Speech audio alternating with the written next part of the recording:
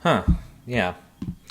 Well, guys, I think I missed it today with the make a joke here. The Independent Spirit Awards announced their nominations, and I'm just kidding. BAFTA announced their nominations, and they threw a loop into almost everything this season, as far as many categories. Maybe not for Best Picture, potentially not for Best Director, but wow, a lot of categories otherwise. Yeah, there's a lot going on here. We got a lot to unpack here. Jesus, I almost feel like I could spend 20 minutes on each category and we'd still have stuff to talk about. It almost feels that way. Wow, okay. I'm going to pull up my list here, too, I missed so many from this new voting system, whatever, that I just have to go to my previous predictions, because, and some of these, yeah, I didn't have them completely memorized by any means, but, my goodness, wow. I'm checking my gold Derby score. I was actually in the top 50%. I don't actually believe that. Oh, my goodness. Wow, okay. Okay, yeah, some of these categories I was fine on. Like, actor, I was actually 5 out of 6 on that one. Film, I was 4 out of 5. But then, 4 out of 5, or 4 out of 6 rather, on the supporting actors, too. But then you go to, supporting actress, 1 out of 6. Director, 1 out of 6. Wow, yeah. And they didn't have all the categories here, but like casting, 1 out of 5. Oh my goodness. Okay, so I looked up a couple things here, and I have not really talked about it this season because I didn't really know what the effect was going to be. But we saw a totally revamped system for BAFTA after last year. There was a lot of outcry from fans and from certain bodies that said, look, you got to have more diversity in there, because none of the acting nominees last year out of 20 were people of color by any circumstances, I don't think, and anything like that. Definitely no black nominees from what I remember, but I don't think there were anybody that you could associate as person of color in that. Yeah, I think after that obviously, like we said, they long listed a lot of stuff, and it's like, yeah, there was definitely, as you go through the list, some of them had, up to 20 films on there or performances. And yeah, you could definitely see where, okay, yeah, that one feels like one where it's like, okay, yeah, they had a certain people in this jury system, whatever, save this performance or whatever. And it's like, yeah, they're very likely to miss or whatever, but not always. No, some of them just went right through. Anyways, but it was kind of strange because I looked up, okay, how are these voted on? Who decides who the nominees are? And according to this chart, this is officially from BAFTA, so as far as I know, it should be correct.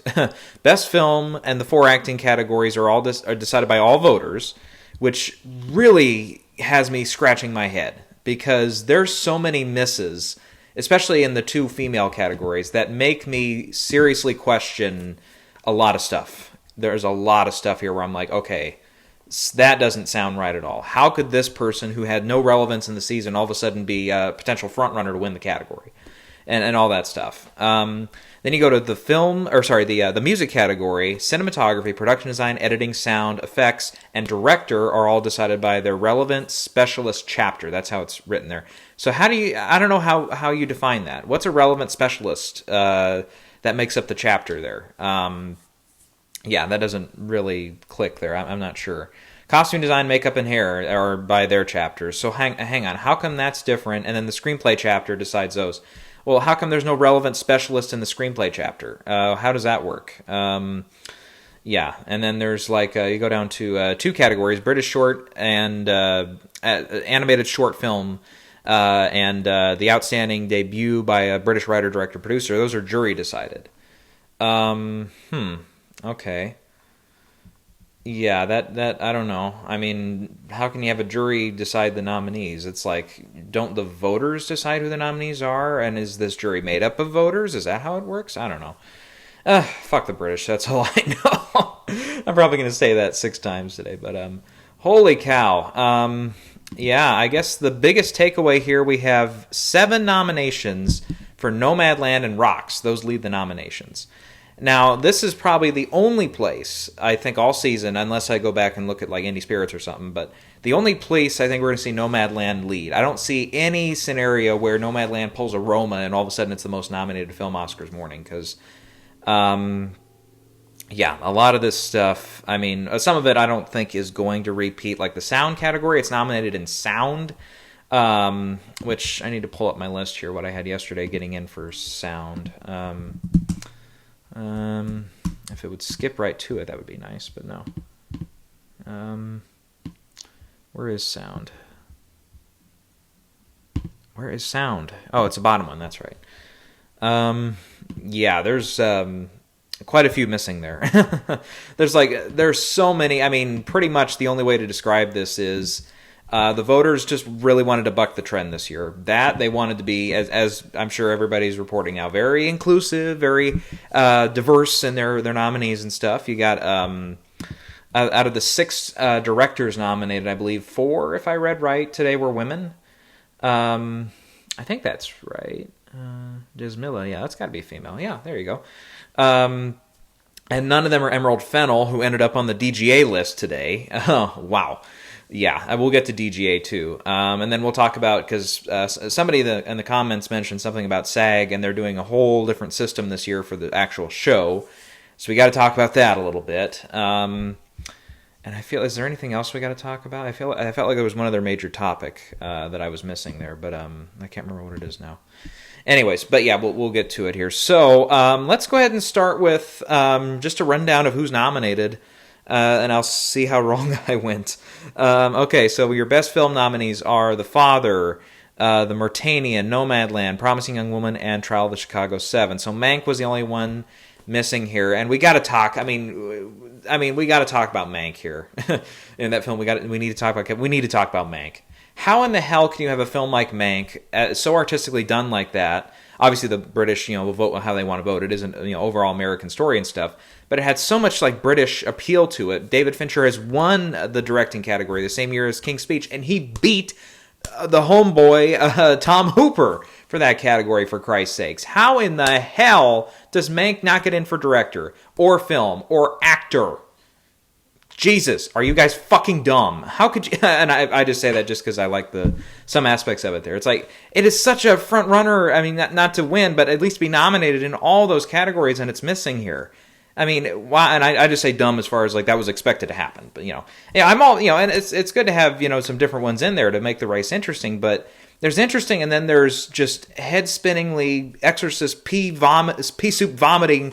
Nausea as far as some of these upsets for who's nominated stuff. My goodness. Yeah, we'll get to it with some of these other categories here. But yeah, I don't know how the hell Mank, it's like, okay, it gets in for, it had 5 nominations if I remember right. Screenplay. How can you nominate it for screenplay and then nothing above it? How, that doesn't make sense.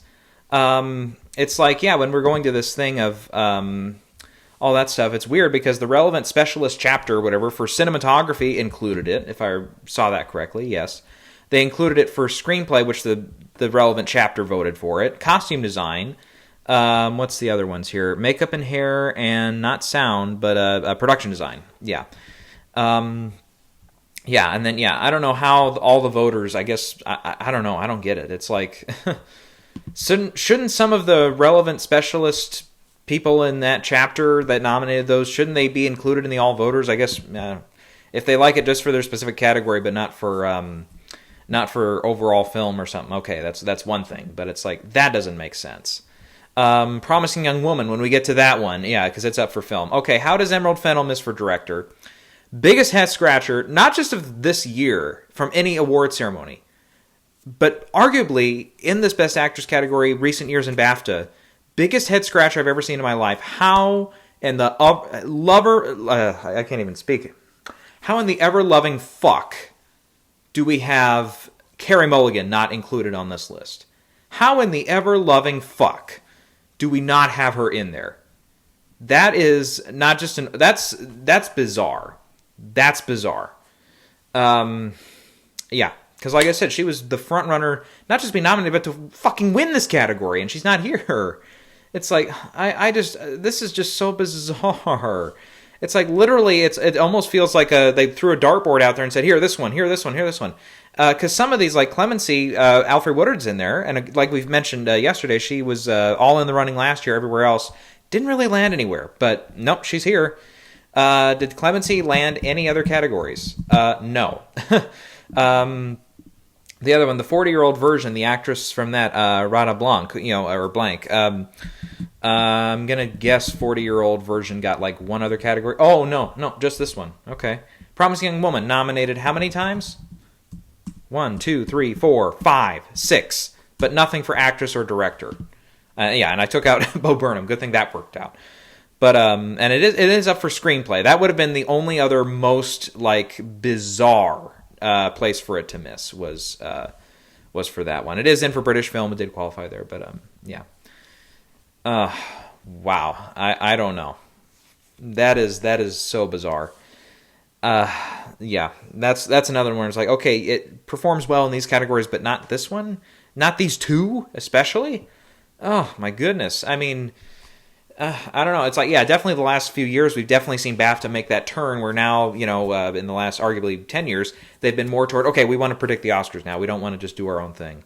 And it's like, okay, yeah, you got to pick one or the other, guys. You're either going to do your own thing or you're going to try to predict the Oscars. And I'm fine whichever way you want to do it. Because then it's like, okay, well then it's no wonder that people like Glenn Close is missing. No wonder that Viola Davis is not even nominated in the category.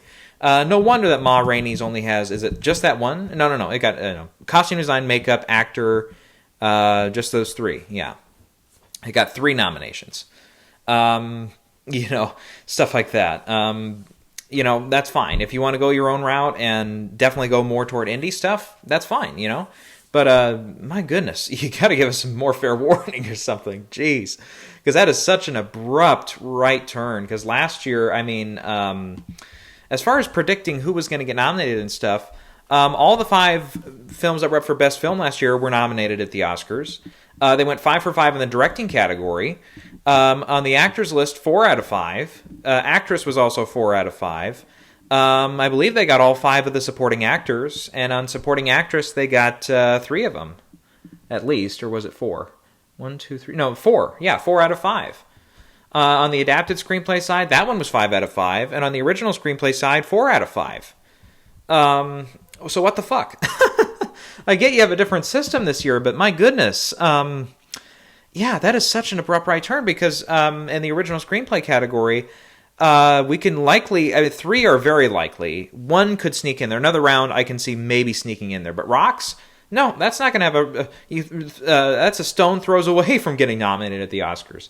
On the supporting actress list, maybe 3, if Dominic Fishback, for whatever reason, gets in there, in case Judas and the Black Messiah really surges here in the last stretch. But yeah, Maria Bakalova, the one I got right here was the one I felt least comfortable about getting nominated. Oh my God. No Glenn Close. No Olivia Colman. Olivia fucking Colman couldn't even get in for The Father. And The Father has how many? 1, 2, 3, 4, 5, 6 nominations. And it didn't even get director either, which, I was kind of shaky about at first. But yeah, I put him in. Florian Zeller. Yeah, and it's up for screenplay, which, yeah, that's another one. Jodie Foster couldn't even get in. The Murtanian was another one. That landed actor. That landed screenplay. That landed picture. It's all over the place. Landed 5 nominations, but nothing for Jodie Foster. Oh, good Lord. Oh, my heavens to Betsy. And Trial of Chicago 7 got 0 actors in. This is a category. This is a film we thought 3 of the supporting actors were going to get in a couple months ago. And here at BAFTA, none of them. If I'm excited, I got a damn good reason to be excited. One thing I love Clark Peters is nominated for Da 5 Bloods. The performance, other than Delroy, who also missed for Best Actor today, that's the performance I take away from the movie, other than Delroy. I'm glad to see him nominated. And I got Barry Keoghan right with Calm with Horses. That was kind of a one that not a lot of people were talking about. But, and Minari, which only, it got shortlisted in a few categories. But I was like, the fact that it wasn't up for film, I'm like, it's going to struggle. No, director, supporting actor, of all things, Alan Kim. Good little kid. He's a great performance, but still. Supporting actress, which I took out at the last minute. That didn't work. Casting, which I got right. Score, and foreign films. So that one got 6 by the count there. Yeah, that's 6. So, that ties with 3 other films to be second most nominated. Okay, hang on. I've got Mank. Wait, Mank got 6? How did it get 6? What am I missing it in? Screenplay, cinematography, costumes. Makeup, score, production design. I might have missed score earlier. Okay. But yeah, six nominations for that, and none of them above screenplay. I don't know. This is all over the place. So yeah, I've already talked about a lot of stuff here, but like director, like we mentioned, no David Fincher, no Aaron Sorkin, no Emerald Fennell, no Regina King, no Florian Zeller. No, they go with Vinterberg, who now I really am this fucking close to putting him in for director now. Because if you're going to see a Mikhail Haneke or a Paweł Pawlowski or whatever his name was, that's the one. That's the one from Bafta all of a sudden comes back. And another round actually did pretty good here today. Because it got actor, which I had predicted, foreign language film, which, definitely had it in there. Screenplay, which I knew was close. I knew that one was close. I was really considering that at the last minute. So that got 4. And he's actually one of only 2 male directors nominated, Lee Isaac Chung being the other one. So he's pretty much the only white director up there, other than Jasmila, who directed Covidia Dia. Everybody else, I believe. Oh no, Shannon Murphy, who's the director of Baby Teeth. That got it. I don't know what the fuck is fucking Baby Teeth, other than stuff that babies lose. Yeah, up for director, and it's also up for anything else. Director only? I don't know. When's the last time that happened? At BAFTA. Somebody's got to point that one out to me. Yeah, Baby Teeth. 1 nomination. Director. Wow. Okay. I don't know. I don't know what the fuck to do with these things. I don't know. Yeah. That's weird. That is weird. Not even Paul Greengrass could get in, for Christ's sakes. I gotta go back to see who else I had. Who else was on the long list that I... Yeah, that doesn't make sense here. Let's look at that really quick. Because it's like, there's a lot of stuff that was on the long list that got a ton of support that didn't end up in Best Film. Like, Another Round got quite a few high nominations there. The Dig ended up with quite a few nominations. That's not up for film. Mank, which we mentioned. News of the World got a few number of nominations here. That one got how many? News of 1, 2, 3, 4, 5, 4. Okay, I was going to say 5, but no. Yeah, Helena Zango couldn't get in either for supporting actress. It's like, there's a lot of hit scratchers there. But let me go to that directing category. Because there were so many nominees that made way more fucking sense than those. Yeah. I'm just kind of looking through here. Let's see here. Yeah, Mortanian was up for director. That didn't get in. What else? Rocks, the director from Rocks got in, right? Sarah Gavron or Gavron. I don't know how you pronounce that one, but Saint Maud, the one I put all my chips in for. If one indie film from Britain was going to do it, I thought Saint Maud, but no, that one just ended up with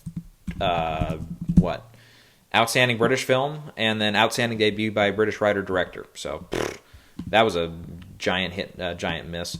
And something I didn't really take it into advantage that much was Morphy Clark is up for Rising Star, and it's very, very rare if you have a film out the same year as you're nominated at Rising Star for you to get both the nominations. Very rare for that to happen. So I probably should have pulled her out in favor of somebody like I don't know.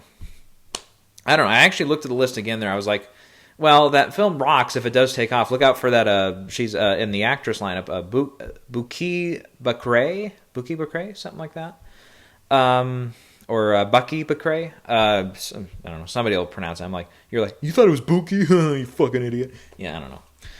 I'm not from Britain. I didn't see this movie. So, there's a whole bunch of stuff on here. It's like Nomadland, seen it. Yes, Minari, seen it. But the other ones in director, haven't seen them. All the films in supporting actress, haven't seen any of them except Minari. It's like, wow, there's a lot of shit that they just went for here. And again, a lot of these, it's like, it's their only nomination, like Clemency and 40-Year-Old Version and Baby Teeth in director. I mean, oh my God. Okay, let's move on. Best Actor, Riz Ahmed is in for Sound of Metal. Chadwick Boseman. Adarsh Gurav, who I mentioned yesterday, or Gurav for The White Tiger. Anthony Hopkins for The Father. Mads Mikkelsen for Another Round. And Tahar Rahim for The Mortanian. yeah, I think Gary Oldman was the only one I missed there. So that one I was close. That one actually I had a pulse on what was going on. Actress, yeah, like we've mentioned several times now.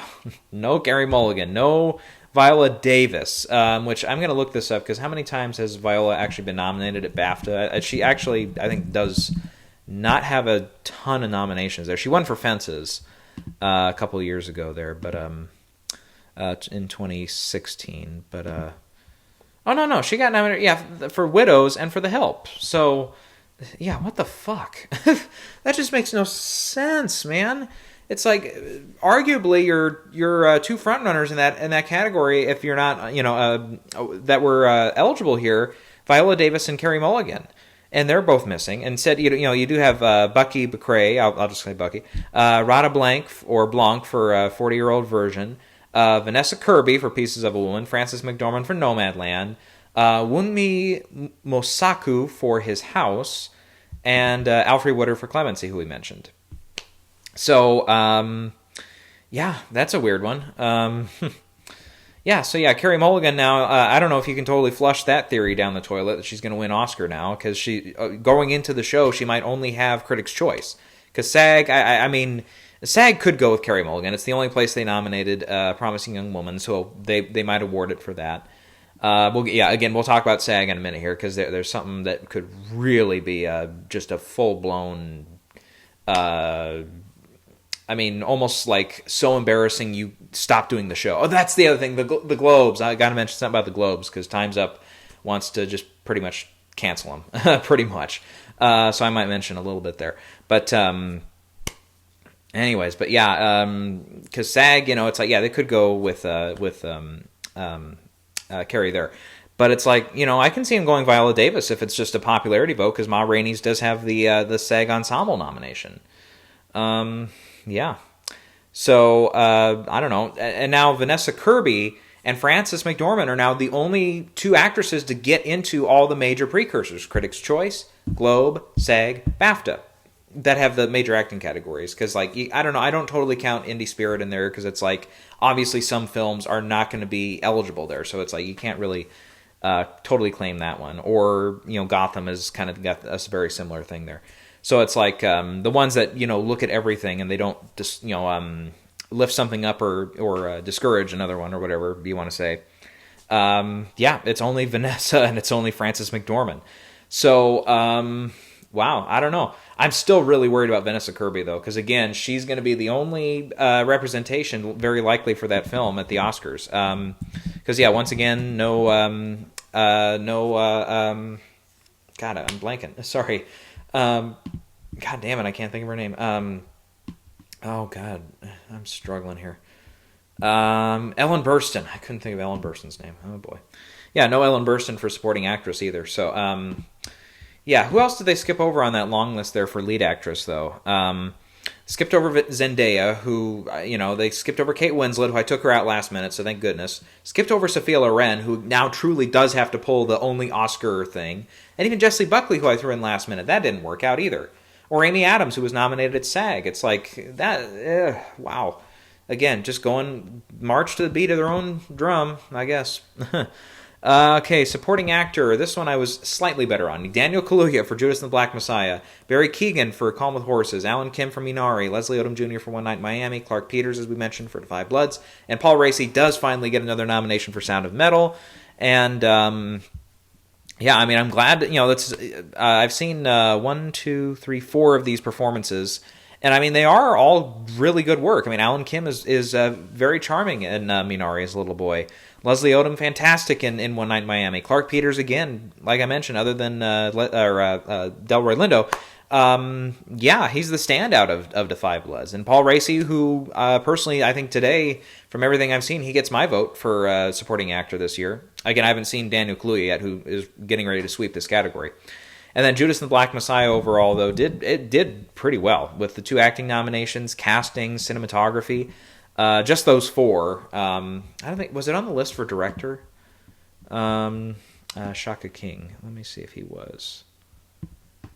Director. Where are you? Judas and the Black Messiah was not on there. Okay, for director. But it's like, yeah, I mean, otherwise, the only other place I think it could have landed where it's kind of actually picking up some steam now is Screenplay. And I believe it was on the list for that. Yes, it was. So that's one. It's really weird how it's like, here, in this pocket of these categories, we're going to support your film. But with this one, fuck you. You don't get a nomination there. Like Mank, oh, we love you for screenplay and the text. Oh, you want director? Fuck you. We're going somewhere else. It's like, oh, that doesn't make sense. Yeah, Ma Rainey's Black Bottom. It's like, yeah, a few tech nominations. And yeah, of course, Chadwick. But Viola, fuck you. You don't get in. It's like, oh, geez. It's like, that doesn't make sense at all. And again, I'm all for people voting for what they want to see and stuff. But it's like, it's just, there's just so many illogical things here. It's like, literally, if you go over to it, and I was kind of not very quick to notice this, but the only film that's up for Best Film that is also nominated in Director is Chloe Zhao, is Nomadland. What kind of sense does that make? Like I said, almost last year, I think, with maybe one exception, all 5 of the director nominees had their film up. It's like, I don't know. I just don't know. It's just, there's so many inconsistencies here that it is literally like, and I can't, it's like, it'd be fun to try this out, but it's like, it's literally, if you wrote out everything, okay, we can nominate this, and this, like a long list here, and you just flip a coin until you land on 5, and it's like, okay, there you go. You just cross one off, if they get a tails or something. Heads, yep, you get nominated, or you stay on the list. Tails, nope, you're out. It's like, literally, there's some categories where it's like, it feels like that's the way it happened, but, I don't know. Anyway, so yeah, for supporting actor on the long list. Let's see. Yeah, I think the only ones I missed there for that one, I think I mentioned, yeah, Sacha Baron Cohen and Chadwick Boseman. So once again, I think it doesn't matter now because I think Chadwick's just going to win everything for Best Actor. But it's like, yeah, this is definitely a position where, yeah, he's going to be very locked up, I think, for Best Actor. Though, unless they pull in Olivia Colman for The Favorite and just go with the British person and they go Anthony Hopkins there, which could happen. I mean, The Father does have a picture nomination and Best British Film. Obviously, Ma Rainey's didn't qualify for British Film, but it was not up for... It was on the long list for film, but it didn't get nominated. But yeah, of 15 actors, 4 of them from Chicago 7, they couldn't pick anybody. I don't know. That doesn't... Yeah, again, that doesn't really make sense. Otherwise, who else here would have really made sense? Some people, at one point I did have Benedict Cumberbatch. I think I mentioned that for the Martanian. Again, really weird. That one gets film, actor, but nothing in the supporting categories. Did get in for screenplay, but yeah, that's a weird one. Just a weird one. Yeah, I don't know. I just don't know. Let's go supporting actress next year. And I'm probably going to butcher a lot of these names, so we'll try. Naeem Algar for Calm with Horses, Kassar Ali for Rocks, Ali, Maria Bakalova for Borat, Dominic Fishback, as we mentioned, for Judas and the Black Messiah, Ashley Medecue, I think we tried to pronounce that one earlier at some point, County Lines, and Yu Yun Jung for Minari. So again, I would have had 2, but I pulled the Minari actress at the very last minute in favor of Jodie Foster, and that did not work. So yeah, they skipped over Glenn Close, blah, blah, blah. Yeah, we mentioned quite a few names there. But also Ammonite, they skipped over for Saoirse Ronan, who I thought maybe had a chance here. Yeah, so now Amanda Seyfried is totally in the Regina King category where you miss SAG and you miss BAFTA, and now you're hoping to get a nomination at the Oscars. Obviously, I don't think she's quite in a position to win, since she hasn't won either Critics' Choice or the Globes. But, wow, okay. Yeah, and even The White Tiger, which got another acting nomination, they didn't put Priyanka Chopra in. It's like, okay, that would have made sense. But, if you like it in that, another acting category, put it in another one. It's like, no. They did that with Judas and the Black Messiah, but not for that one. They did it for Rocks, but not that one. To Five Bloods, they could have gotten Delroy Lindo in there for Best Actor, but nope, not that one. I don't know. Yeah, I just don't know. All right. I don't know, man. Screenplay, Promising Young Woman, Another Round, Mank, Rocks, and Trial of Chicago 7. We mentioned a few that they skipped over there. For adapted screenplay, you got The Dig, The Father, The Martanian, Nomadland, and The White Tiger. For casting award, I again just got Minari here. That's the only one. So that one, Calm with Horses, Judas and the Black Messiah, Promising Young Woman, which again I felt like I should have had in, and then Rocks. I had Saint Maud in here instead. So again, that was just another one where I just flipped it there. Okay, were there any other ones that were on like the Gold Derby site, which again I've pulled up? Animated. I didn't have Onward on there, which I think I've said I've pulled that from the Oscar race. I don't have that one getting in because it's not. I don't think we've ever had Pixar get two in the same year. Not that I can remember, at least. They had a chance to do it with Finding Dory and no, Moana was not Pixar. That was just straight up Disney. What was I don't know. Maybe I'm wrong about that. But yeah, I don't think they've ever gotten two Pixar films nominated in the same year. Unless I'm totally forgetting one that's very obvious. But I don't know. I'm not going to check it. Like I said, we got a lot of other stuff to talk about here. So I got 2 out of 3 on that one. So I got to say that one I felt a little bit better on. Okay, let me go up to the other list here. How did I do on British film? Ammonite, which I thought was maybe a slam dunk to get in for British film. Nope. Okay, Calm with Horses, which I had. The Dig, which I had. The Father, which I had. Limbo I took out, so I didn't have that one. And I also did not have His House. The Mauritanian, which I believe I had on there. Yep. So let me see. I already lost count. 1, 2, 3, 4. Mowgli. Did I have that one? No, I did not. I had that one for something else, didn't I? I remember saying that one yesterday. Okay, whatever. Promising Young Woman, which I had on there. Rocks and Saint Maud. So that's 7 out of 10. So, okay. I just missed... Emma couldn't even get on there. Yeah. And Misbehavior was the other one, in addition to Ammonite, that I missed. Okay, for a film not in an English language, gotta scroll back up somewhere to that. Where the hell is that category? The hell is it? There it is. Okay. Another Round, which I had. I had Dear Comrades, didn't I? No, I didn't. Okay, I've got that one in at the Oscar, though. Collective, I had nominated. That did not make it, sorry. Les Miserables, Minari, and Covidia Dia. So I got 4 out of 5 on that one. Didn't I? Yeah, 4 out of 5. So just Collective was the only one I missed in favor of Dear Comrades, which I do have it getting in at the Oscars. Collective is up for documentary, though, and I did not have that one nominated. So I don't think I got... Did I miss all of them? No. David Attenborough, I had that one in. And then Dick Johnson Is Dead, which got in at like PGA and stuff. Yesterday we talked about. Social Dilemma, My Octopus Teacher. Did I get either of those two? No, I think I just got one. Because MLK, FBI, and Dick Johnson Is Dead are both missing here. So I didn't do very hot on that one. Cinematography, let's go to that one. I had Nomadland, Mank, News of the World, Tenet, The Dig. They gave it to Judas and the Black Messiah, so not that one. Mank, I got that one. The Mauritanian I missed. News of the World, and Nomadland. So I got 3 out of 5 there. For costume design, I had Emma, Ma Rainey's, Mank, Promising Young Woman, News of the World. I had The Dig down, but I believe that one got in. For costumes, it did, so I pulled that one at the wrong moment. But I got The Dig, Ma Rainey's, I got Mank, I got Emma, so 4. So the only one I missed was Promising Young Woman, which again, go figure, that one doesn't do well here.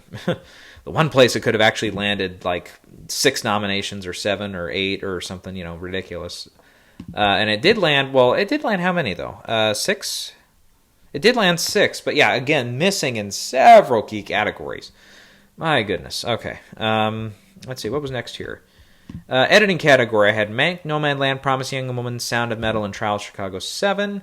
And that one, I got 4. I got Nomadland, I got Promising Young Woman, I got Sound of Metal, and Chicago 7, so I just missed The Father there, which I was close. I was close on that one. But I was like, I didn't really think Mank would miss, but no, it did. For the makeup category, 5 here. And I was considering The Dig. That one did get in, but I missed it. Hillbilly Elegy got in, though. Mank, Ma Rainey's Black Bottom, and Pinocchio were the other ones, and I got those 4. So not bad on that one. Let's see here. What's next? Score. I had Mank, Midnight Sky, News of the World, Soul, Tenet. So that one I got 3 out of 5, I think. Soul I had, Mank I had, and News of the World. So I missed Midnight Sky missed, and what was the other one? Tenet, yeah. So how many? Tenet, I haven't said. It just got effects, right? Yeah. That one was hugely disappointing, even though you had Christopher Nolan on the long list for director, for Christ's sakes. Wow, yeah, it doesn't add up. Okay, for production design, I had The Dig, I had News of the World, Tenet, Mank, and Ma Rainey, so I know I missed at least one. They gave Mank, News of the World, The Dig, so I got those 3, and then I missed the other 2.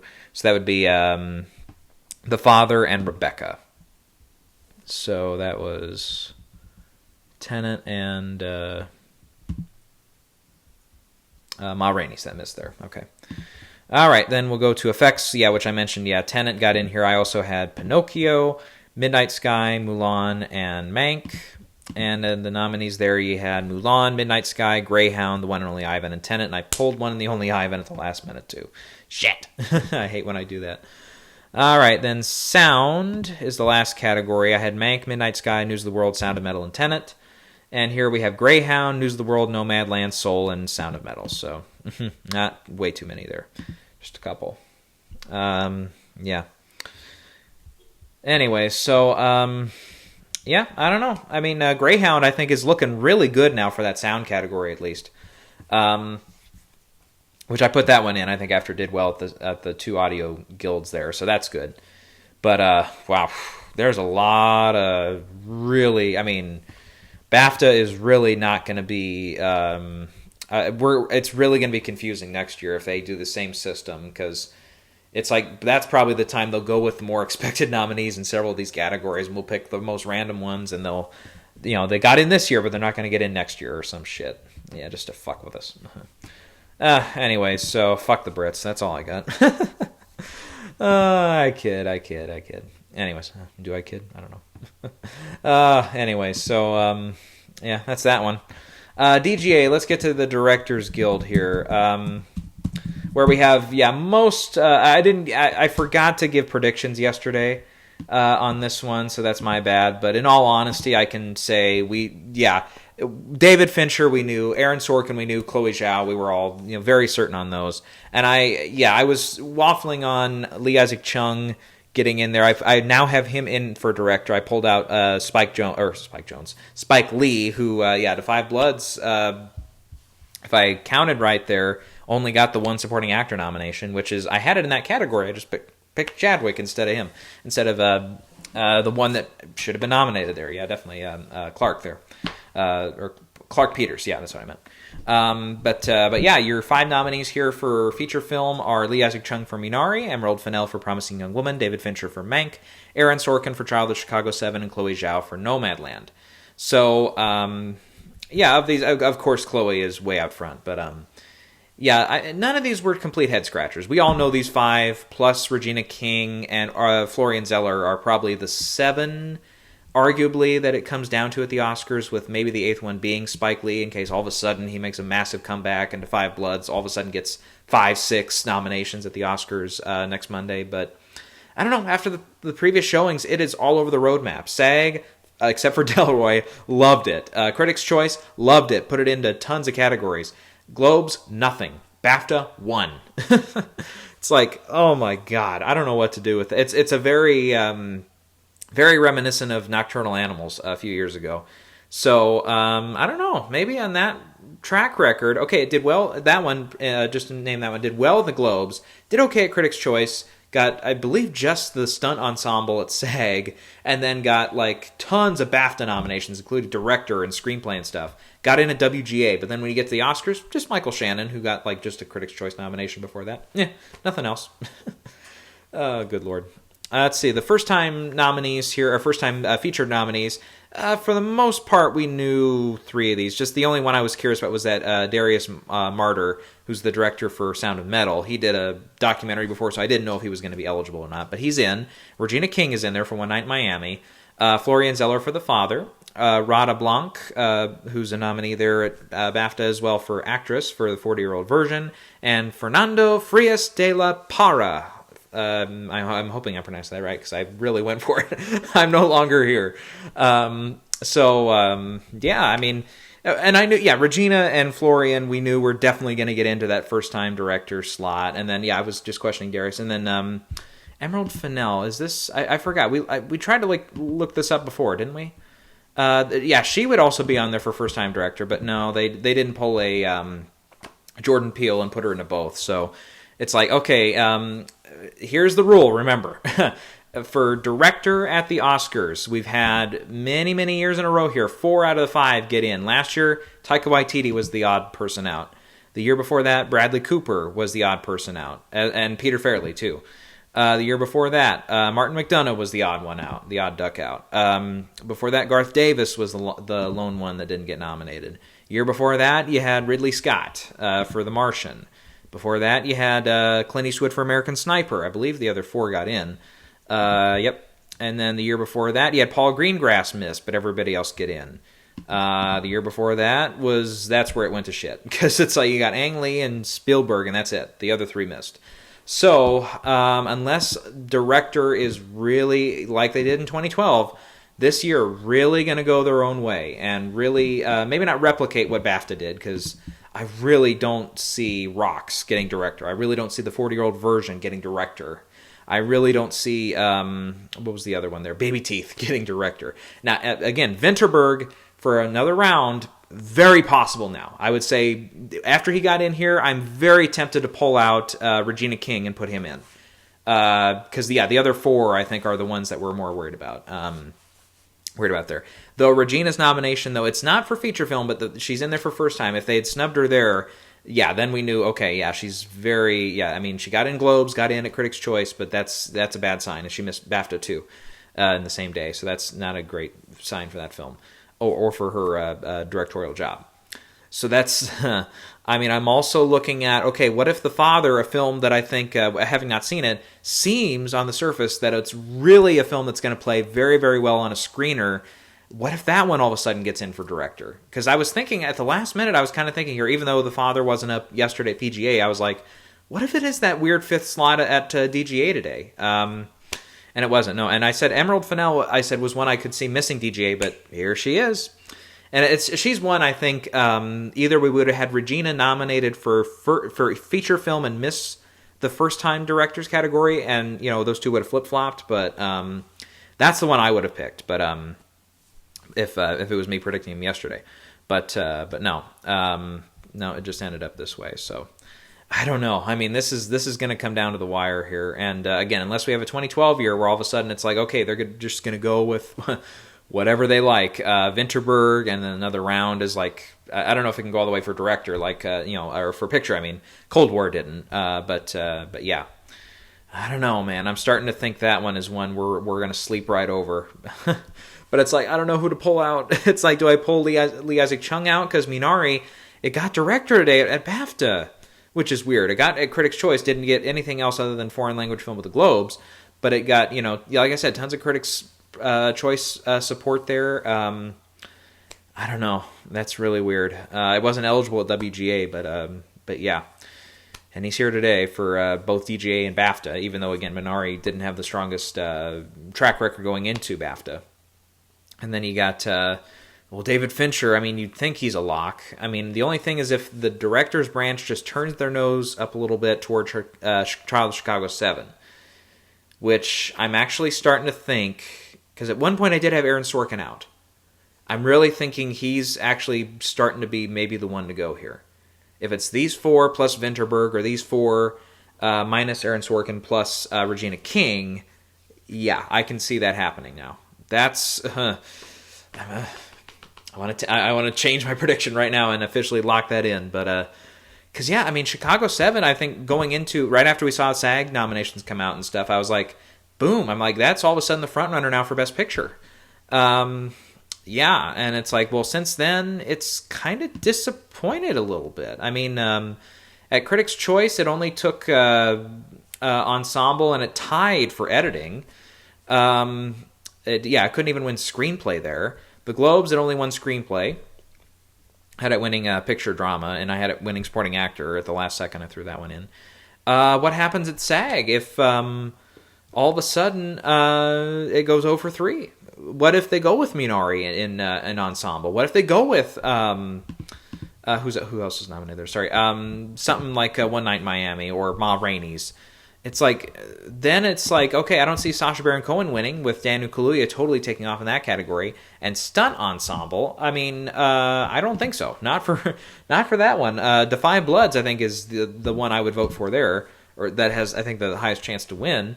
It's like, oh, damn, I don't know. I mean, you look at it too, not that I pay him too much attention, but the Satellite Awards this year, they gave this one a bunch of nominations. The only one it won was editing. Because it missed out, like, for it was up for picture and director, and it was up for quite a few others there. Just the one supporting actor, I think. Yeah, kind of a similar deal there. But yeah, and that was another one that couldn't even win for screenplay. So yeah, what if it is Promising Young Woman now for screenplay, which just won last night at Critics' Choice. And it is up. I mean, they're both up at WGA, so we'll see them fight it out there. But yeah, I don't know, man. And then Chicago 7, I mean, it eked out a film nomination today, but it missed director. It's up for screenplay and then just editing, I think. Just those three. That's crazy. They haven't updated this particular page yet, but I believe it was just those three. This is the 74th BAFTA. Or, sorry, they don't spell it. It's British Academy of... British Academy, that's what they listed as here. Okay. Trial of the... I'm going to just double check that. 1, 2, 3. Yep. Wow. Okay. Still bizarre. Okay, speaking of bizarre, let's talk SAG. Real quick. Let's talk about that one. Really... stupid decision, I think, at the end of the day here. Arguably one of the stupidest decisions they could ever make, possibly. It could very easily pan out, and there's a way where this works, but I'm not super confident. Okay, so basically, I looked this up because somebody pointed this out the other day in the comments, and I'm like, that sounds too weird. But I think a lot of people have taken, they took notice of the Globes, the fact that it took a huge ratings dive, which, I mean, it makes sense. I mean, in all honesty, let's be honest here. This previous year has taught us award shows are not the whole world does not rotate around award shows. We've got bigger shit to deal with out there in the world, and that's, and I realize that. I'm the first person to acknowledge that. Obviously my whole channel, basically that's all we talk about. Sometimes sports stuff every once in a while, but speaking of which, they're starting some games right now, so I'm going to have to try to catch some of those tonight here as well, because we've got some of the March Madness. Some teams are going to punch their ticket tonight, like probably Gonzaga and a few others there. So, so yeah, I try to keep an eye on that. And then we've got a lot of other conference tournaments starting today and tomorrow. So, yeah, like I said, I could go on for a long time about that too. But anyways, but yeah, it's totally been a year where it's like, yeah, I mean, we all know new movies and stuff. It's not our top priority. For me, yeah, I love the news that like Quiet Place Part 2 got pushed up to Memorial Day. And, I think we're just probably a few weeks away from knowing whether or not Black Widow is going to stick with that May 7th release date. And we're going to see Fast and Furious, the new one, the 9th one, sticks in June and stuff. And if Top Gun is going to debut in July and all that. And everything. So it's like, I think we're, starting to see that ray of optimism really start to shine through now. So in the meantime, though, we did have basically every movie was out on streaming this year if you were going to be in the Oscar race, except arguably The Father. And that one has been kind of hit and miss in some of these categories for film, at least. But still, obviously, if people don't know the movies, there's really no reason for them to tune into the show. I mean, that's kind of been the common thing there, the common trend through the years. You have, I think historically people have said Titanic was the most the biggest rating in Oscars history and all that of the modern era, at least, because Titanic was the one that won 11 awards and it was the top grossing film of all time, and it was it was Leo DiCaprio and Kate Winslet were the big thing. All of a sudden they weren't a couple, but both of them were kind of sex idols for a little while there, late 90s, early 2000s.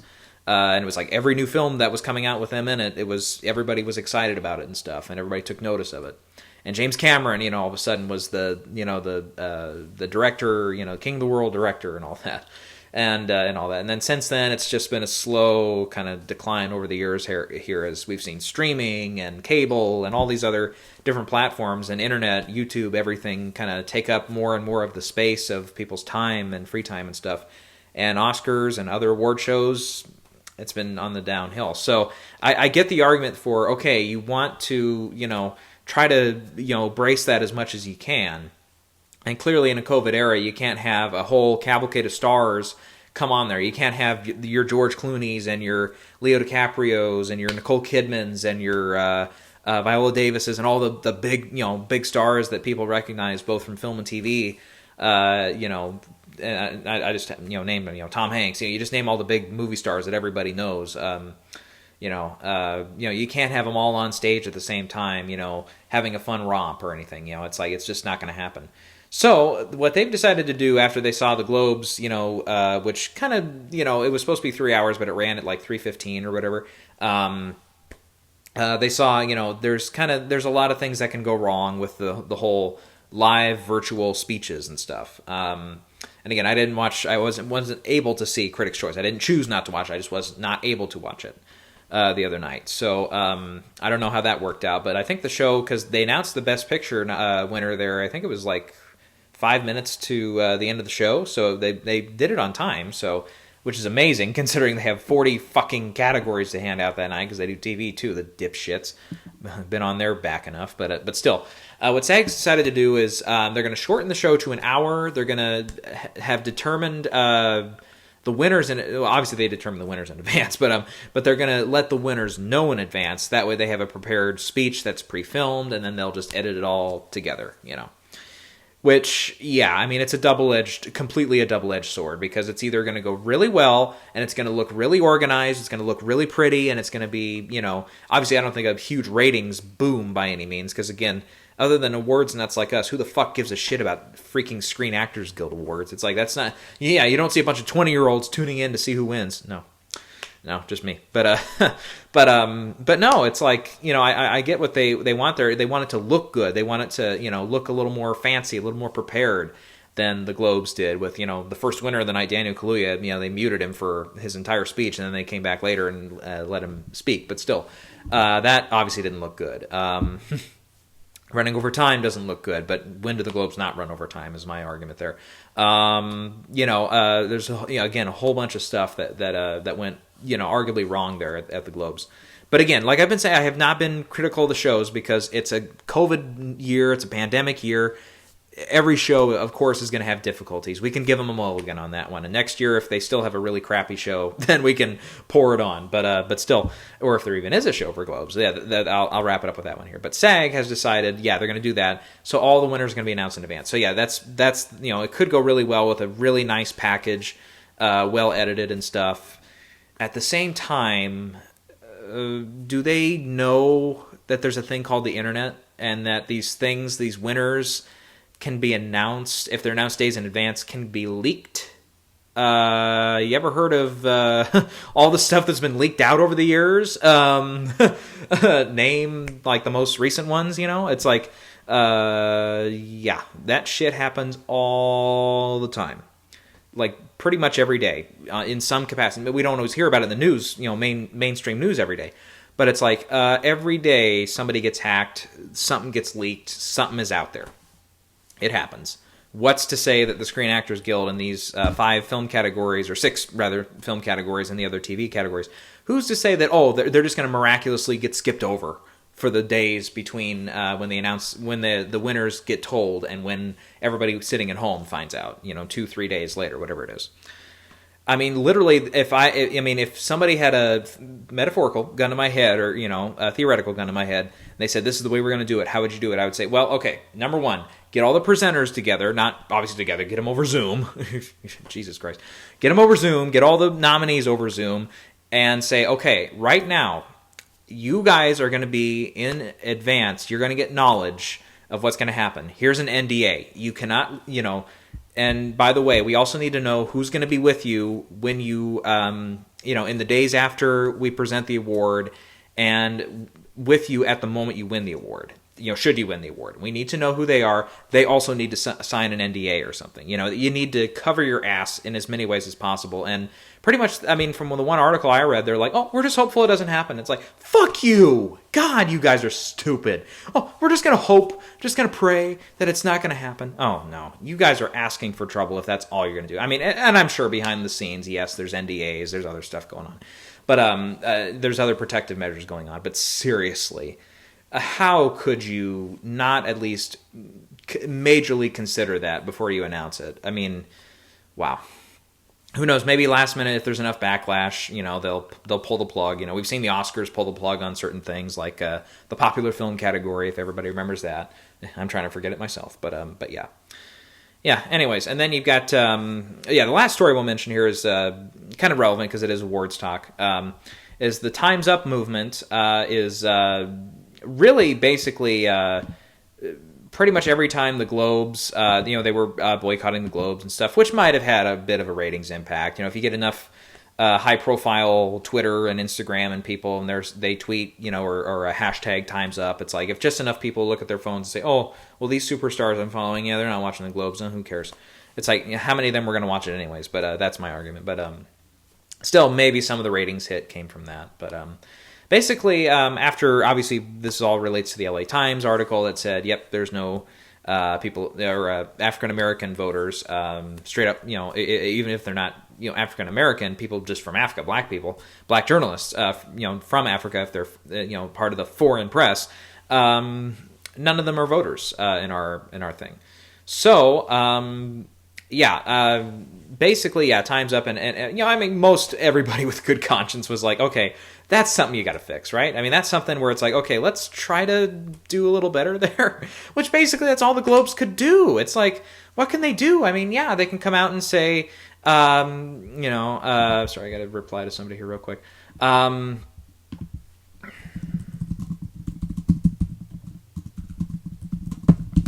Anyways, what was I lost my train of thought there.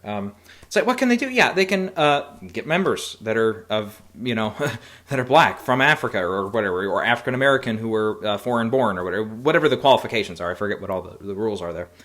But that's problem solved, right? I mean, that's all you can do. I mean, you can't go back. You can't retroactively say, okay, we're going to name Queen and Slim Best Picture of last year. We're going to name The Hate U Give Best Picture of 2018 and all that.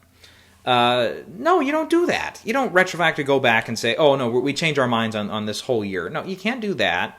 And you can't do what Time's Up is saying, which is, you could, theoretically, which is, basically dissolve the whole, or dissolve, that's what I'm trying to say, dissolve the whole award show and start from scratch and get 300 journalists in there and make sure there's a certain number quota, basically from, different corners of the world and different aspects of journalism and all that. And it's like, and they say after a year, everybody who's, currently there that's totally scratched now, then they can become eligible again. But, in all honesty, though, if you look at it, what are the chances if that does happen, which I'm sure the Hollywood Foreign Press Association is not going to listen to one activist group who, and I'm not trying to throw fires here, but I've read that they're one of the organizations, and there's, you can name dozens, I'm sure, charity groups and everything that, but it was reported on a few months ago here at least, I remember reading somewhere, after Time's Up started doing, got a little more active after or leading up to the election and stuff. But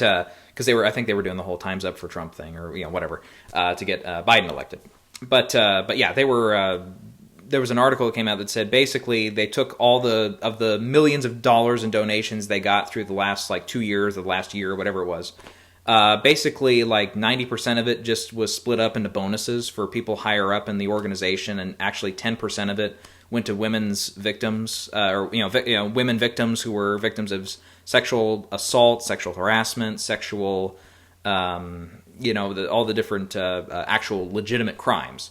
And it's like, okay, of the millions of dollars, 90% of that went to higher ups. I'm like, well, there's so many other, I'm sure, again, you can look up as many charity cases and different organizations and all that where literally, almost everybody does that to an extent. That's why, and I don't mean to be cruel about it, but it's like, I'm not a charity person because it's like, That's what happens, man. It's like you say, oh, okay, I'm going to donate to, if I donate $500 this year to a certain charity, I won't name any, but, just this one. It's like, okay, well, then you read, 2 weeks later that, oh, by the way, that $500 donation he gave him, like $2 of that $500 went to actual causes that you're trying to support. The other $498 went directly into the pockets of the person that took the donation. That's why I don't do that shit. And yeah, I mean, as far as, why we should listen to an activist group that's no different than all the other charity and other activist groups out there that I'm sure behind the scenes do as much shady shit as you can get away with. No, I don't listen to that shit. And I'm not saying, obviously, if you want to give to Time's Up, if you want to donate to them or whatever, or if you're in favor of that organization, I'm definitely in favor of the idea of it, which is, yes, let's protect women who are legitimately victims here.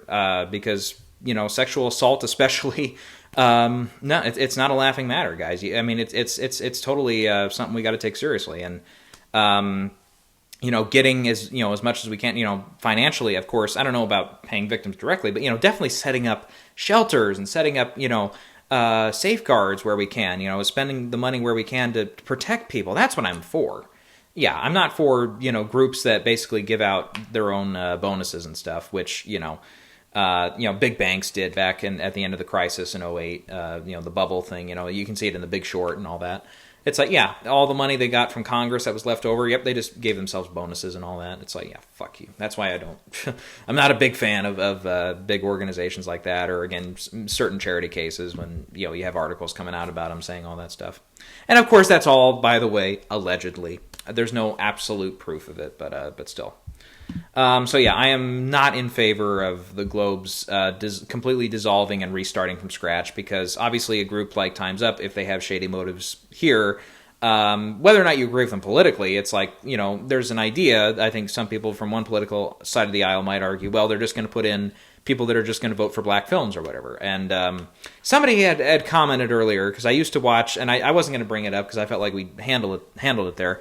I left a super long, paragraph, not even paragraph, but a 2-page reply to somebody that was asking about a certain thing. But it was about the Globes, where, again, allegedly, some people have reported, or they've heard hearsay that there was a certain extension to the voting that potentially was caused by the LA Times article that, was basically putting Golden Globes to shame for the fact they had no people of color that were from, Africa, black journalists or African American journalists, whatever your preferred phrase is there.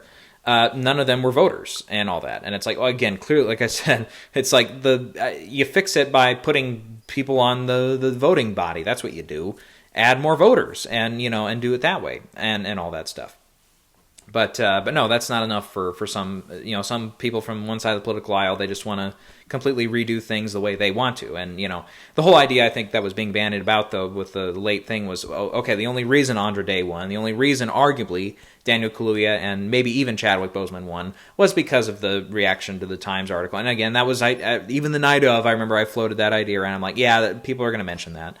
But yeah, I guess there's some people that believe there's actually stuff behind it, which could be. Like I said, there's a lot of other explanations for it. Andra Day was, her film was one of the last ones they arguably saw, so it might have been really fresh in their minds when they voted. There was enough competition in that category. There's, all the rest of the performances I have seen, all of them are great performances. Viola Davis, Frances McDormand, Vanessa, Kirby, Carrie Mulligan. There might have been just enough vote splitting going on where Andra Day just needed that many fewer votes to win. Could be as easy as that, but I don't know. I mean, it's not. I'm not saying it's 100% that. It's not. It's probably a mixture of everything there. There probably were some voters that had a guilty conscience about the whole thing and said, "Here, I'll just vote for black winners in all these categories and stuff." Might have been. But I'm sure that wasn't all 87 of them. Anyways, but yeah, they made up a great point though. I remember it was they showed me to Colliders for your consideration.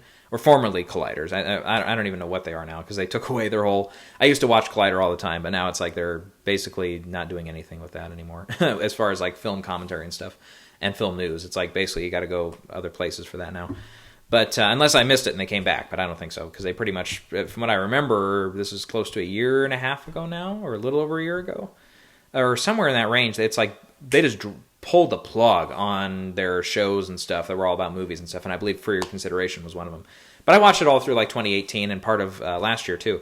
And but yeah, it was Jeff Snyder made the awesome comment. He's like, look, he said, it's not fair to, and I agree with this, and I just generally agree with this point of, it's not fair to anybody if you are in any type of minority, whether you're, and if you count women in a minority, as far as projective of the awards races here, it's not fair to them to be the one awarded just because they are that. It's just like I, to an extent, still agree with the idea of, it's not going to be fair to people of different races and stuff who are going to be elected to jobs just so the director and everybody else on the film can say, oh, here, we're going to qualify for Oscars now with the new Oscar voting rules and all that.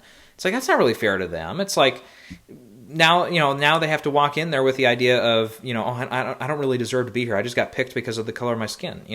It's like, wow, or because of my gender or whatever, or the fact that I don't even have a gender. I don't believe I have a gender. Whatever the different qualifications you want to go with there. And it's like, well, yeah, that's not really fair to them, because now they're, it's like, you have that result, or you have the, I can do whatever the hell I want now. I don't give a shit. I'm still going to get hired here because I know I have to from qualifications, and I suppose, I use in air quotes quota. I have to be, they can't fire me for it and all that stuff. It's like, you're going to have one or the other, and it's like both of them are not good results, because either the film is really going to suffer, or that particular aspect of the film might suffer from all the stuff going on behind the scenes. So, yeah, that's why I'm not in favor of the whole idea of all that stuff. It's like just putting out an award show where you just award the best and you take everything else not even into consideration. Just award the best stuff.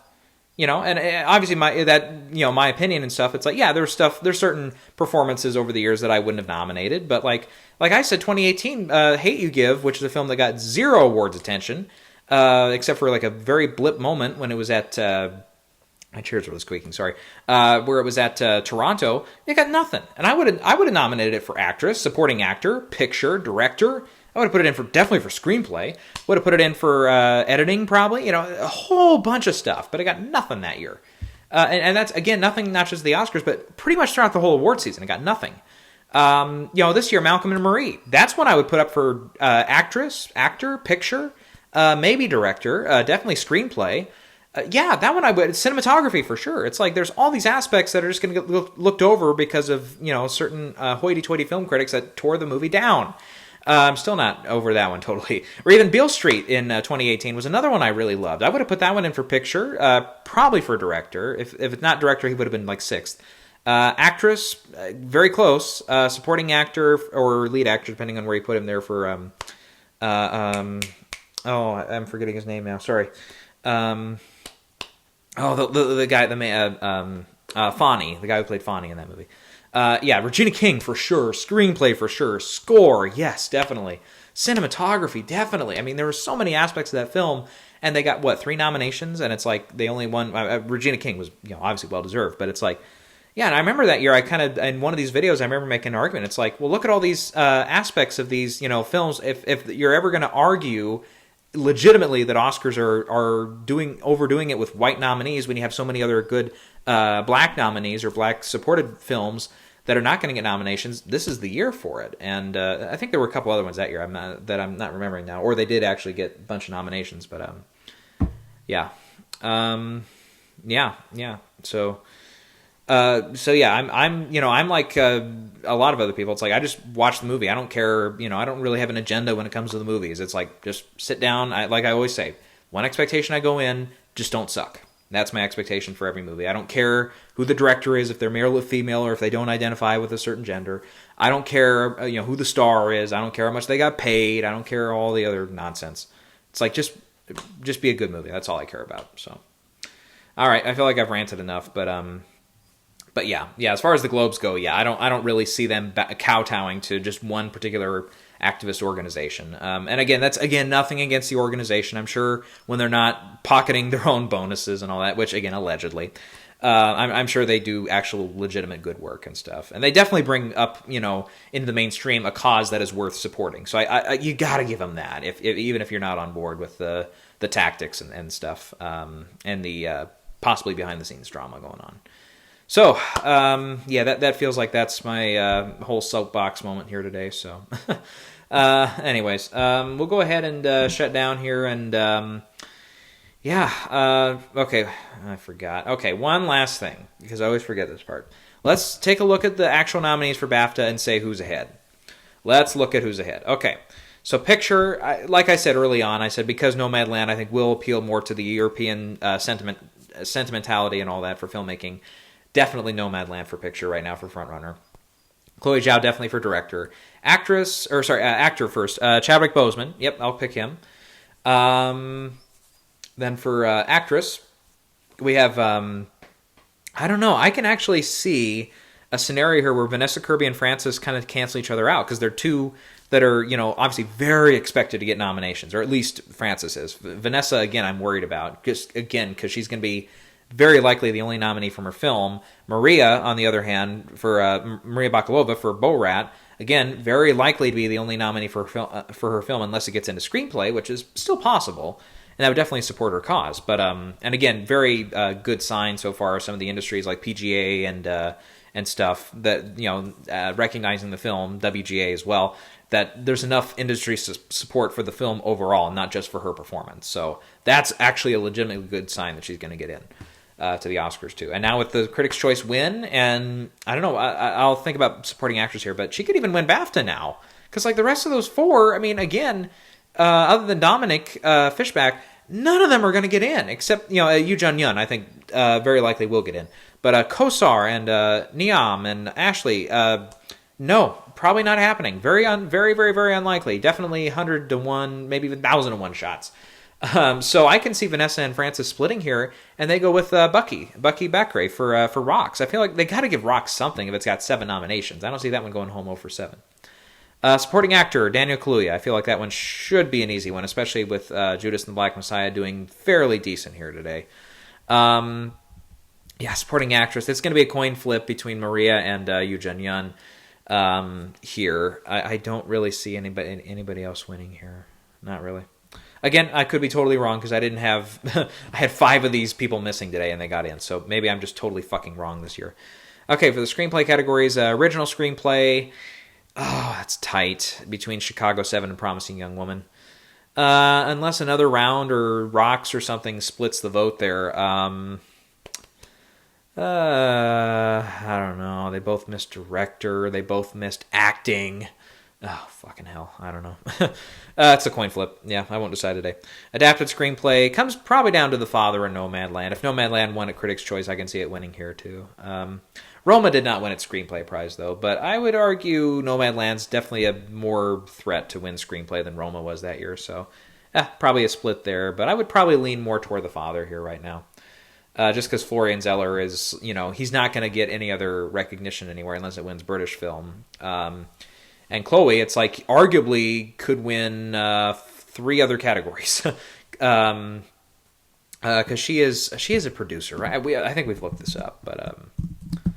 I know Frances is a producer on the film, so she would definitely pick up a BAFTA win there, but if it wins film, and I think it will. But yeah, Chloe is a producer as well, so I mean, I think they like the movie, but I don't know if they need to give it 4 awards for one particular person, because she is the editor on the film too, and I don't know, I don't think it's a big threat to win editing, but yeah. Cinematography, I'll go Nomadland 2, but Mank is going to be close. Costume design, probably Ma Rainey's. Though it doesn't have a ton of other support from the crafts here, so Emma could win, I would say that. Or The Dig. The Dig might come back and win that one, since that one did have a fair share of nominations otherwise, including screenplay. Film editing probably comes down to Sound of Metal or Chicago 7. They both tied at Critics' Choice there on Sunday, so... hair and makeup, probably Ma Rainey's. I can see that one going all the way. Production design, Mank, like it did Sunday night. Score, Soul, yep, like it did Sunday night, going all the way. Sound, they didn't have one at Critics' Choice, but I can definitely see Sound of Metal doing pretty well there, since it got editing and a couple acting prizes, nominations, I should say. Unless they go Greyhound or something weird. Visual effects, probably Tenet. It's its only place to award the film, but yeah. Then the, let's see, we skipped over the animated feature and casting and British film. We'll get to those here. Animated feature, Soul, should be easy. Casting, it's going to come down to Minari or Promising Young Woman, probably one of those two. But Rocks is one I would probably not totally throw away either. For British film, yeah, it's probably down to The Father, Mortanian, or Promising Young Woman, unless they go with The Dig or Rocks or Saint Maud or one of those. Probably not Saint Maud, since that didn't do so hot. But yeah, those top five, yeah, probably The Dig, Rocks, Promising Young Woman, The Mortanian, and The Father, probably the ones it comes down to. So I knocked the category in half. There you go. Pick one of those. But no, The Father, probably. That's, other than Promising Young Woman, it's the only other one that got in for film. For Rising Star, I always get this one wrong, but probably down to Kingsley Ben-Adir, especially if they, and it's voted on by the public, by the way. So, yeah, he's probably the most recognizable name here, other than Morfydd Clark, arguably. So maybe one of those two. Foreign language film or film not in English language, Minari should be an easy one, but again, another round is going to be tempting there. And then doc feature, I'll go with the David Attenborough one. But collective is probably going to be up at the Oscars. My Octopus Teacher is also going to be potentially nominated at the Oscars too. So there's some wiggle room in that one there. Okay. All right. I feel like other than a couple of guilds coming out this week, I feel like we're kind of over the hump now. This is we should be almost done with all this stuff. So now I got to look at everything again for Oscars again. Oh, it's going to be really tempting to push Aaron Sorkin out now for director. I can 100% see that happening now. It's just, okay, if they don't go with Aaron Sorkin there, it's like, do they go Vinterberg? Do they go Emerald Fennell? Do they go, because I've got Regina King in there too, do they go Regina King? Or do they go, I don't know, maybe even Florian Zeller or Spike Lee? I mean, I don't know. I'm going to take out Aaron Sorkin. I'm going to put in... fuck it. I'll go Vinterberg. I'll just do it just for fun for now. And I will think about it again probably later this week. Maybe Friday, Saturday, or maybe even Sunday. Depends. I might be away this weekend, so I'll see what the schedule looks like. But and if I am at home there on Friday, Saturday, Sunday at the old place there, then I'll just do the old setup there and stuff. But I don't know, man. It's going to be I mean, BAFTA, with so many of these, Best Actress now is in a loop. Best Supporting Actress is even more in a loop now, because now Olivia Colman can't win there, but neither can Glenn Close. So now she can't totally pull the Olivia Colman from 2018. She can't now win BAFTA and Oscar. So that throws that whole thing in the loop. Amanda Seyfried missed again. Jodie Foster missed again. Ellen Burstyn is again out. So again, just like Delroy, she and Delroy are hanging in there as the Critics' Choice and Done crowd. Oh boy, yeah, Delroy really got hurt by not being in there today. But I think so did Stephen Yeun, though. Stephen Yeun is one I tossed out at the last minute. I had him nominated. Gary Oldman, I think should be okay. I think Mank, he got in at SAG, and even if they don't want to go Amanda Seyfried in supporting, Gary, it's such a showy role, and it's actors voting on actors, so I really don't see him missing there, so... I don't know, but I think Minari, it did still pretty well here today at BAFTA, despite not having a film long list there. So I can see Minari continuing a surge here going into the Oscars, and I don't know. I'm going to be tempted to really pull Chadwick out now and maybe go with Alan Kim. It's possible. Maybe they go. Just in the last little bit I've been thinking about here. What about Bill Murray? What if Bill Murray comes back in? Jared Leto, Globe and SAG nominee, possible. I don't know. Oh boy. God damn. I don't know. Maybe it's just too easy and they do go Chadwick. I don't know. But yeah, and then, supporting actress. Yeah, we talked about that one a little bit. But it's Yoo Jun-yeon now looks pretty good for Minari. And Maria Bakalova, they've now become, the two that have been just about everywhere. I think Maria technically has been everywhere with the Globes nominated there too. So yeah, she's the only one now because Yoo Jun-yeon was not up at Globes, and now Glenn Close, Olivia Colman, and Helena Zengel have missed a fair share of other ones. So, and Amanda Seyfried has now missed a couple of them. So, Jesus, that is going to be such a weird category now. I have no clue. I don't have a fucking clue. Anyways, but yeah. So yeah, now all those acting categories are kind of in disarray. And yeah, going back to actress now, it's okay, I don't know, man. Does this just really just help Vanessa Kirby and now it's her and Andra Day and that one's just done? Or do we overthink it and go with somebody else who got a Globes boost was Rosamund Pike? Maybe.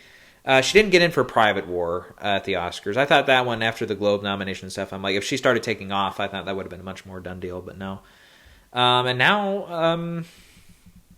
I don't know, Hillbilly Elegy, again, 2 showy performances from Glenn Close and Amy Adams, is a SAG nominee. So I don't know. I don't know.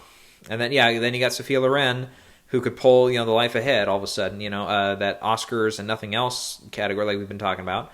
Or maybe even Yuri Hahn all of a sudden for Minari, because if she is considered lead, depends. She could end up in supporting like she did at Indie Spirits, but man, wouldn't that be something? All of a sudden, you go from one year, Parasite can't even get one acting nomination, even though it's a Best Picture winner and stuff, to the next year, Minari, which could win Best Picture, and again, could have an easier path to Best Picture than Parasite did. What if that gets all 4 acting categories? Oh my God. I mean, wow. I mean, what about it? I mean, especially if it becomes a big threat to win SAG, too. I mean, wow. I mean, we just saw Ellen Kim just win the other night for the Young Actor Award. I mean, again, a couple weeks ago, I would have said you're fucking crazy if you think it's going to get all 4 categories. But now, I'm seriously starting to consider it a little bit. I don't know. They just, I don't know. I just got to sleep on it, and I just got to really consider some stuff here, because that was a whole pipe wrench right into the whole thing. Oh, man. I don't know. I just don't know. Okay. I'm done rambling. We'll see you guys later. Bye-bye. Oh, I wasn't in the screen. Let's try it again. Bye-bye.